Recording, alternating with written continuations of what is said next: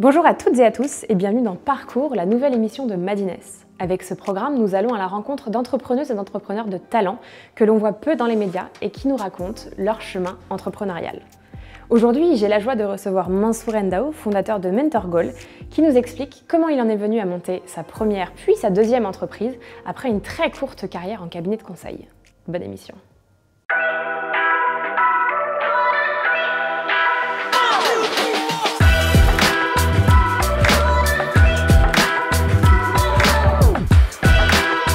Bonjour Mansour. Bonjour Anaïs. Merci d'être avec nous aujourd'hui. Alors vous avez créé Mentor Goal il y a 2 ans. Est-ce que vous pouvez nous en dire un peu plus sur votre société?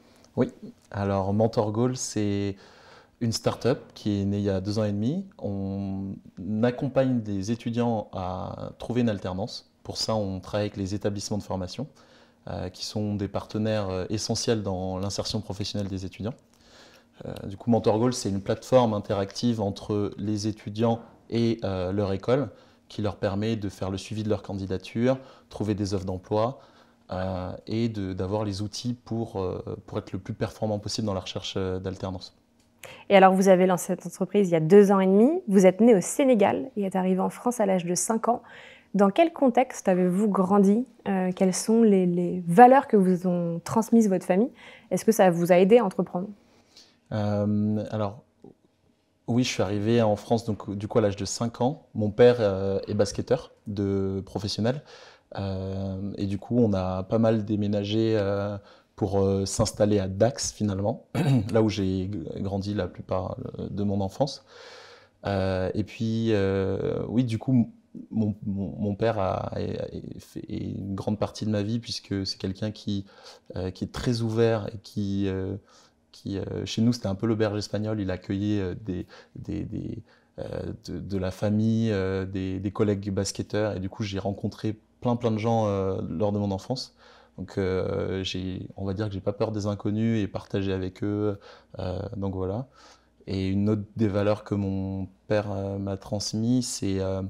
alors, il me l'a transmis un peu malgré lui. Alors, j'ai pas eu une enfance facile, on va dire, parce que mon père est quelqu'un de très, très exigeant. Et il m'a apporté en fait cette rigueur et surtout cette résilience face aux difficultés. Mon père, il m'a fait 0 cadeau pendant l'enfance, c'était mon coach de basket aussi. Donc, et du coup, c'est pas parce que j'étais son fils que je rentrais dans le 5 de départ. Donc voilà, il fallait que je gagne ma place et puis voilà. Donc, Et est-ce que l'exigence de votre père vous a aussi poussé à faire un certain type d'études? Est-ce qu'il fallait rentrer dans un moule particulier ou vous aviez toute liberté de faire ce que vous vouliez faire? Alors, mon père, il a jamais choisi pour moi les études. Il avait beaucoup d'ambition pour moi, ça je le savais, donc pas droit à l'échec. Par contre, je pouvais choisir mes batailles et du coup, la première étape, ça a été le bac. Lui, il a pas eu le bac et du coup, quand j'ai ramené le sésame à la maison, c'est la première fois de ma vie, je me souviens qu'il m'a dit qu'il était fier de moi. Donc, c'est pas un mot léger qui lance comme ça. Et du coup, il disait même notre bac. Donc, ça a démontré bien sa fierté. Ah ouais, et est-ce que ce non-droit à l'échec vous poursuit toujours aujourd'hui dans votre aventure entrepreneuriale? Aujourd'hui, j'ai fait la paix avec ce non-droit à l'échec. Ça m'a beaucoup poursuivi. Par exemple, redoubler pour moi, on me l'a jamais vraiment dit, mais redoubler, c'est un échec et du coup, c'est un peu honteux d'échouer alors, à travers les études. Mais derrière, quand j'ai fait la paix avec l'échec, c'est là que je suis devenu réellement un entrepreneur. Aujourd'hui, je sais que un projet entrepreneurial, c'est jamais pérenne à 100%. On vient de le traverser, on vient de le voir avec la période du Covid. Un entrepreneur, pour moi, il peut pas vraiment entreprendre s'il ne se donne pas le droit à l'échec. En tout cas, s'il n'imagine pas comme étant le pire qui puisse arriver. Parce qu'en fait, en soi, échouer sa boîte, ça tue pas. Voilà. Ok. Et est-ce que Cette confiance-là, est-ce que vous l'aviez déjà quand vous avez lancé votre première boîte? Donc juste pour faire un petit retour en arrière, vous avez fait une licence d'économie et c'est au cours de cette licence d'économie que vous avez lancé votre première entreprise. Est-ce que vous aviez déjà cette confiance-là et surtout, est-ce que vous avez découvert votre fibre entrepreneuriale à cette occasion ou est-ce qu'au final, elle n'a pas toujours été là, tapis, au fond de vous? C'est vrai que quand j'ai été auto-entrepreneur, du coup, quand j'étais en licence, j'habitais dans une résidence universitaire où en fait, il y avait une personne qui était en charge de l'animation. Elle m'a confié les rênes de l'animation sportive. Euh, et du coup, au tout début, j'étais bénévole, puis j'étais salarié CDD. C'était un contrat étudiant CDD. Et enfin, je me suis décidé à créer mon auto-entreprise où j'ai commencé à facturer mes heures. Au début, j'étais à 15 € de l'heure, puis je suis passé à 20, 25, 30. J'ai pris confiance en moi au fur et à mesure du temps. Mais finalement, cette fibre entrepreneuriale, elle était là depuis un petit moment, puisque j'ai toujours, aimé faire des choses qu'on m'a pas demandé pour atteindre mes objectifs. Par exemple, je me souviens quand j'allais en vacances au Sénégal à l'âge de 13 ans, euh, je me souviens que ma tante me faisait des biscuits qu'elle mettait dans des petits sachets et je faisais le tour du quartier vendre pour vendre des petits gâteaux. Ah ouais, même pas pour les distribuer gratuitement, quoi. Non, non, Pour les c'était vendre. pour les vendre. Alors j'y gagnais quoi? C'était 25 francs ou 50 francs CFA, donc c'est même pas l'équivalent de 10 ou 20 centimes. Mais quelque part, c'était déjà une activité qui me faisait énormément plaisir. Voilà, on avait de quoi après derrière se faire plaisir, acheter des bonbons ou quelque chose. Mais c'était déjà pour moi quelque chose. Enfin, je comprenais que l'entrepreneuriat, ça avait du sens pour moi à cette époque. Donc pour vous, c'est quelque chose qui est plutôt inné et qu'on a en soi. C'est pas forcément quelque chose qu'on développe, qu'on acquiert, qu'on... Je pense qu'il faut, au Sénégal, par exemple, le nombre d'entrepreneurs, il est énorme. Alors les entrepreneurs, ils ne le sont pas forcément par choix, ils le font parce le taux de salariat au Sénégal est très bas. Du coup, aujourd'hui, je pense que c'est plutôt l'environnement qui m'a permis de me donner les clés pour entreprendre plutôt que inné. Je pense que oui, il y a une partie de moi, mais clairement, c'est l'environnement qui fait que. Et alors en parlant d'environnement, vous avez poursuivi vos études à l'EM Grenoble avant de commencer votre carrière en cabinet de conseil. Oui. Et l'aventure s'est arrêtée net au bout de 3 mois lorsque vous avez démissionné. Que s'est-il passé? Alors, j'ai rejoint effectivement, quand j'ai rejoint Grenoble École de Management, mon objectif c'était de travailler dans un cabinet de conseil. J'ai voulu faire un peu, voilà, suivre un peu la voie royale, école de commerce, cabinet de conseil, puis au bout de quelques années aller dans un métier que j'aurais appris, que j'aurais découvert en cabinet de conseil. Et finalement, ma première mission, ça a été au ministère des Finances. Et justement, quand je l'ai annoncé à mes parents que je travaillais dans ce cadre-là, ils étaient très très contents. Sauf que moi, au bout de quelques jours, quelques semaines, je ne me suis pas du tout retrouvé à ma place. Simplement, les gens étaient très cool, mais il y avait quand même une vraie différence entre ma personnalité et le milieu dans lequel j'étais et aussi les tâches qu'on me demandait de faire. C'est-à-dire que les missions que j'avais dans ma mission ne me correspondaient pas. Je suis quelqu'un de très chaleureux et je travaillais principalement tout seul derrière un ordinateur. Du coup, j'ai démissionné tout simplement parce que il fallait que j'aille ailleurs. C'était un réel échec. Et justement là, le reconnaître, c'était démissionner. Et il y avait déjà une autre envie derrière? Vous saviez déjà ce que vous aviez envie de faire ou c'était vraiment c'est plus possible cet environnement, je démissionne en ne sachant pas vraiment ce que je vais faire derrière? J'ai réellement démissionné en ne sachant pas quoi faire derrière. J'ai passé une semaine derrière dans un état où je ne me suis pas reconnu, presque en dépression. J'étais chez moi, les rideaux baissés, les volets baissés, et donc je savais vraiment pas quoi faire. J'ai des personnes de mon entourage qui m'ont appelé pour me demander si ça allait bien, ils s'inquiétaient. Et finalement, peu de temps après, j'ai reçu une offre d'emploi dans ma boîte mail et c'est une offre d'emploi de chez Open Classrooms où j'ai postulé et au bout de 5 entretiens, j'ai rejoint Open Classrooms et là tout a changé.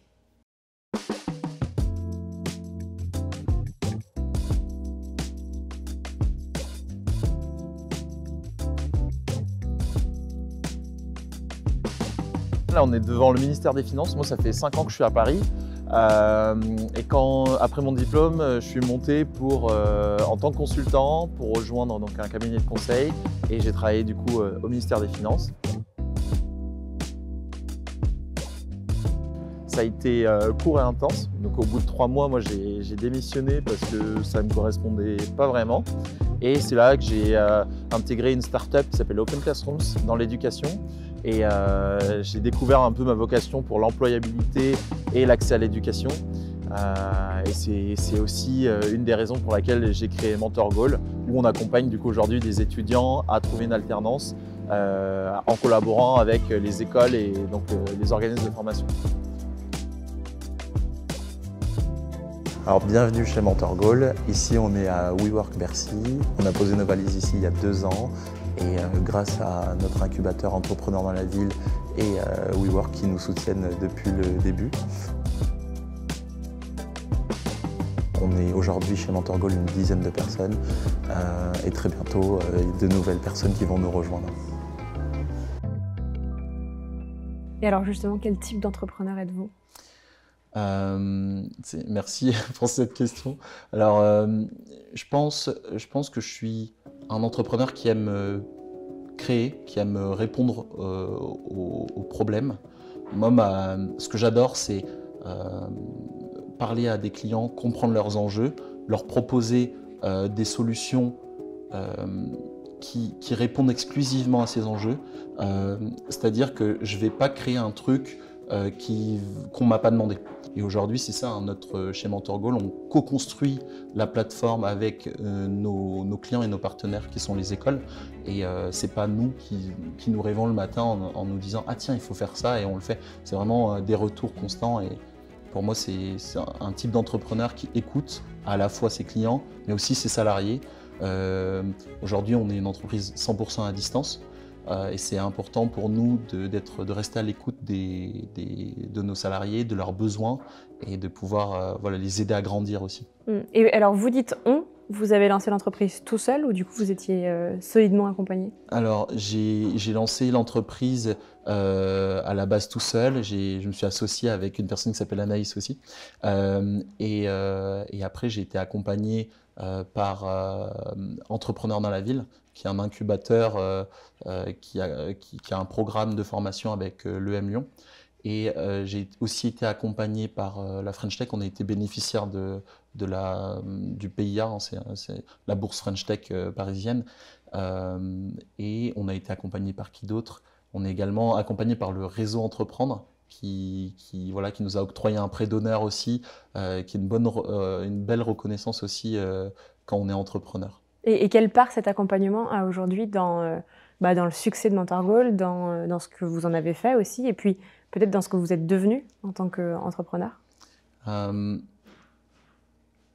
Ces accompagnements, c'est crucial en fait dans le succès de Mentor Goal. Moi, je sais que quand on est rentré dans ces accompagnements, on faisait déjà 40-50 000 euros de chiffre d'affaires. À travers ces accompagnements, on a fait quasiment x4, x5 sur le chiffre d'affaires, parce qu'on a pu revenir sur des sujets de base tels que la commercialisation, le pricing, et puis même revenir sur toute cette partie retour avec les clients. J'ai vraiment appris en fait des méthodologies qui sont importantes quand on est entrepreneur.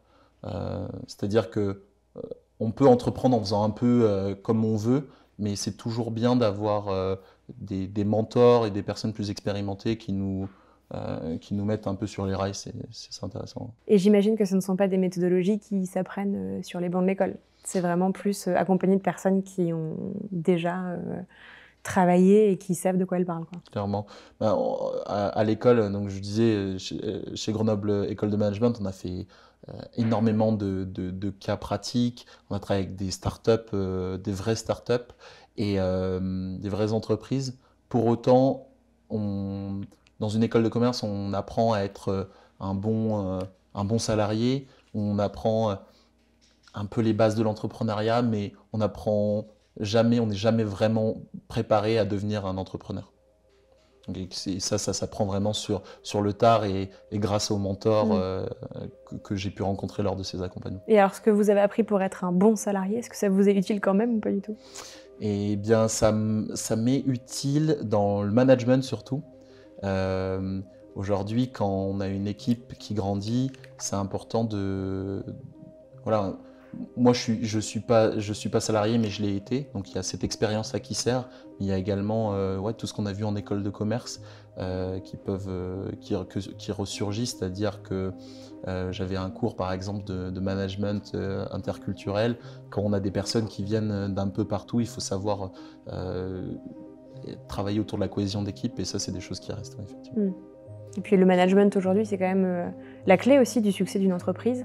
Est-ce que vous rencontrez des difficultés à ce niveau-là? Est-ce que c'est simple de faire grandir une entreprise, ou est-ce qu'il y a quand même pas mal de freins auxquels vous vous heurtez?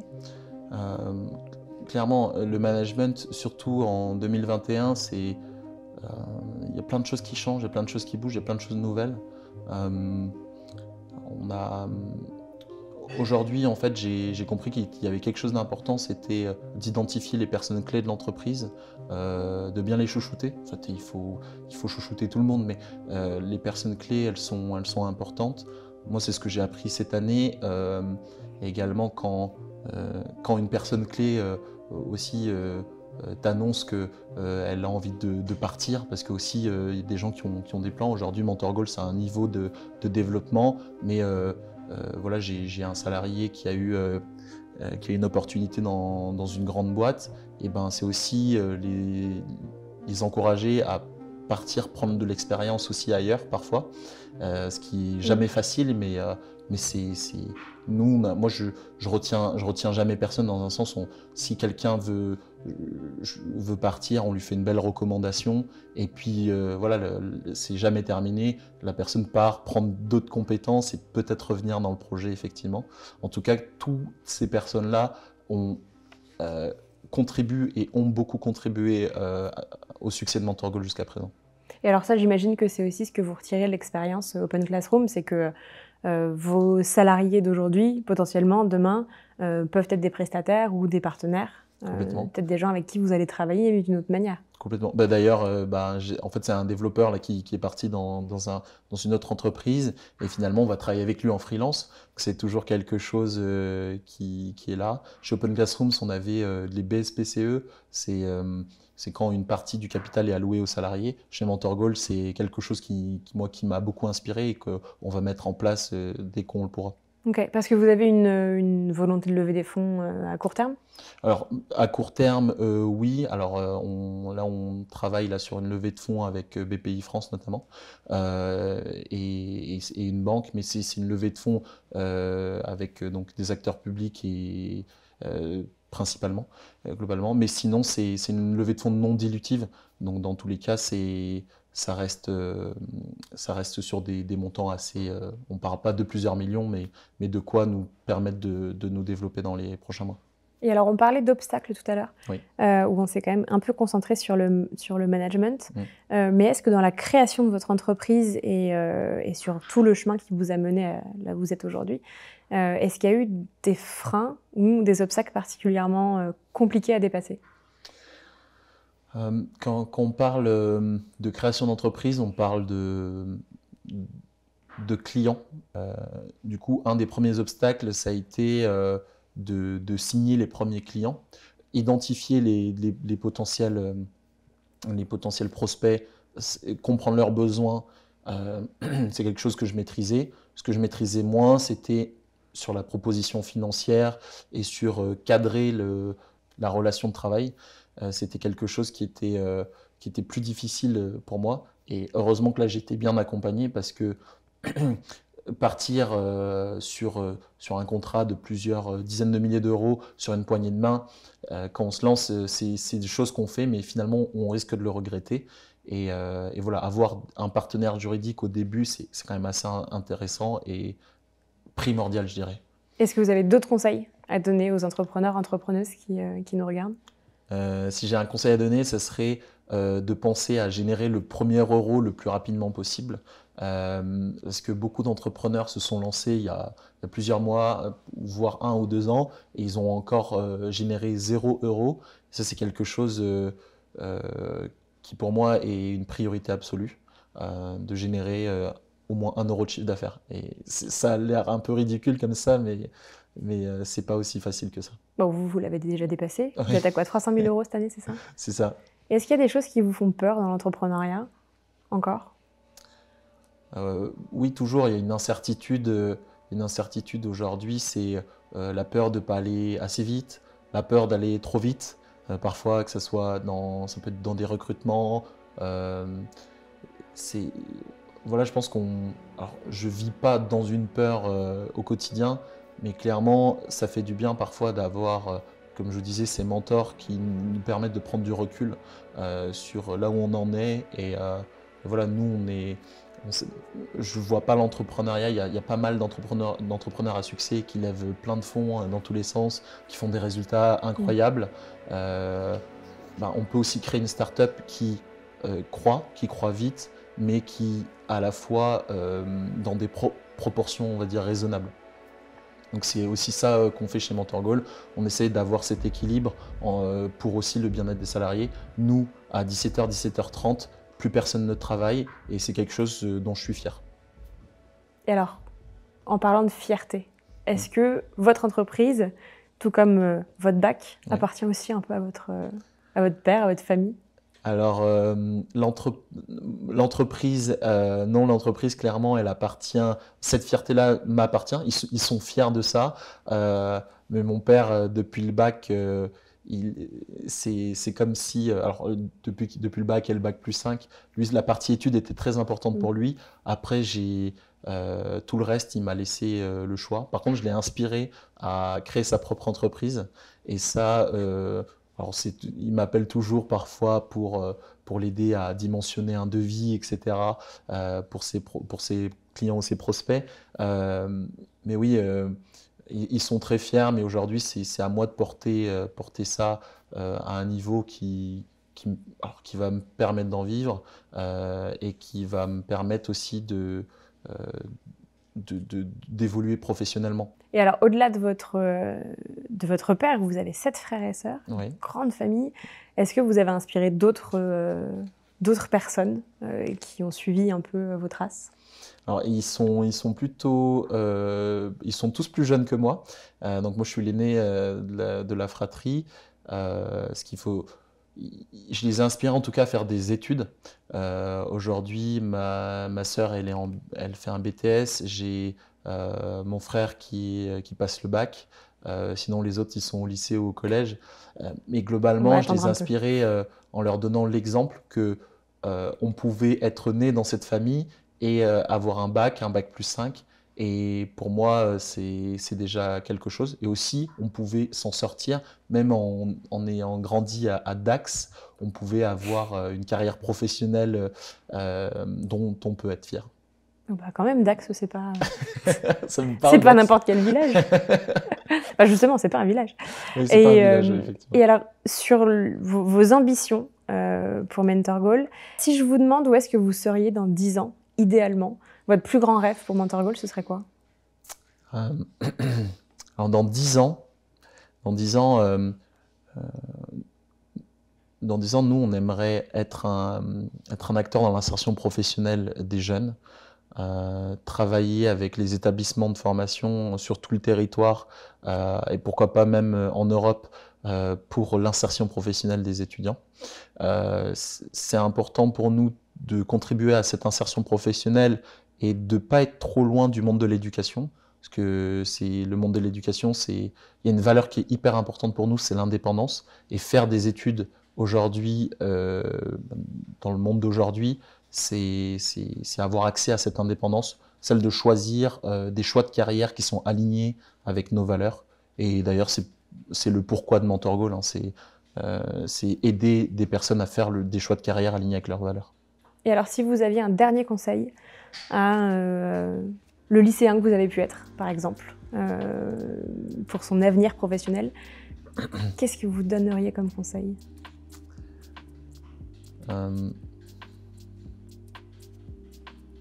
Si j'avais un dernier conseil à donner aux lycéens que j'avais pu être, c'était continue de faire des choses à côté de tes études. C'est-à-dire que les études, c'est juste une partie de la vie étudiante. Dans les 24 heures qu'on a, après une bonne nuit de sommeil, il y a des engagements. Moi, j'ai fait un service civique aussi pendant mes études. Ça m'a ouvert énormément de portes. Du coup, pour les personnes aujourd'hui qui se posent des questions, les études, c'est une partie. Et il y a donc voilà les engagements, l'entrepreneuriat. Il y a aussi s'amuser. C'est aussi très très important. Et donc tout ça pour dire que voilà, avoir des 18, des 20 à l'école, c'est génial, mais avoir 12 et à côté avoir un petit business ou faire un service civique, c'est aussi presque mieux, je dirais, de mon point de vue. Donc on peut avoir 12 et vendre des biscuits à côté, c'est parfaitement... Exactement. Ça marche. Merci beaucoup Mansour pour ce temps que vous nous avez accordé. Merci beaucoup.